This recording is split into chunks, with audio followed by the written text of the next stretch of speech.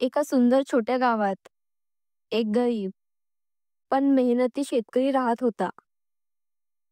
तो रोज सकाळी सूर्योदयाआधी उठायचा, शेतात जायचा आणि मग दिवसभर नांगरायचा, पाणी द्यायचा, खत टाकायचा. पण तरीही त्याच्या मेहनतीचं फळ त्याला मिळत नव्हतं. दरवर्षी पिकं वाळायची, कधी पाऊस कमी तर कधी जास्त पडायचा. शेतकरी खूप निराश झाला होता. मग एके दिवशी तो नेहमीप्रमाणे शेतात नांगरणी करत होता. अचानक त्याच्या नांगराला काहीतरी धडकले. त्याने माती बाजूला केली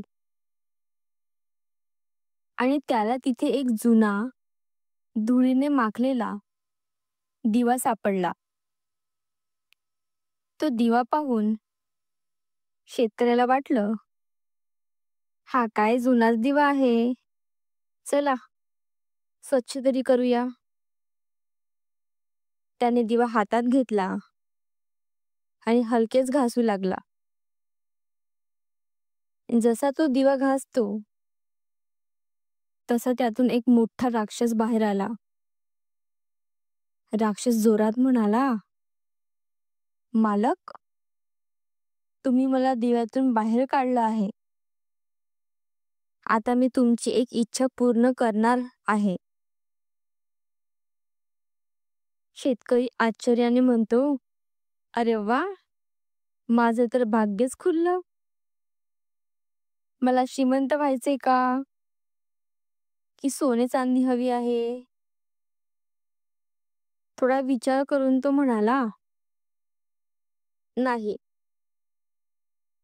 मला श्रीमंत व्हायचे नाही. मला फक्त माझं शेत चांगलं पिकावं एवढंच हवं आहे. राक्षस हसला आणि म्हणाला, जसं तुम्ही म्हणालात मालक, आतापासून तुमचं शेत नेहमीच भरभरून पिकेल. आणि असं म्हणताच राक्षस पुन्हा दिव्यात नाहीसा झाला. दुसऱ्या दिवशी सकाळी मात्र शेतकरी शेतात गेला आणि काय पाहतो, त्याचं संपूर्ण शेत हिरवगार झालं होतं. धान्याच्या कणसांनी भरलेलं सोन्यासारखं चमकत होतं. शेतकऱ्याच्या डोळ्यात आनंदाश्रू आले. त्याने देवाची आणि त्या राक्षसाचे आभार मानले.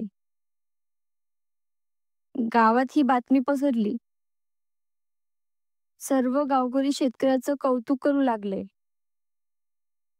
तो श्रीमंत झाला नाही, पण त्याचं मन श्रीमंत झालं होतं. तो समाधानी होता, आनंदी होता. ही कथा आपल्याला शिकवते की कष्ट करणाऱ्या माणसाला नेहमी यश मिळतं. आपण आपल्या गरजा मर्यादित ठेवल्या आणि स्वतःच्या मेहनतीवर विश्वास ठेवला तर आयुष्य नेहमी सुंदर आणि समाधानी होतं.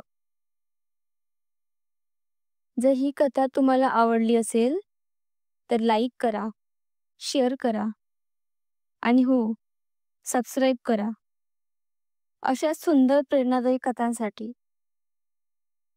धन्यवाद.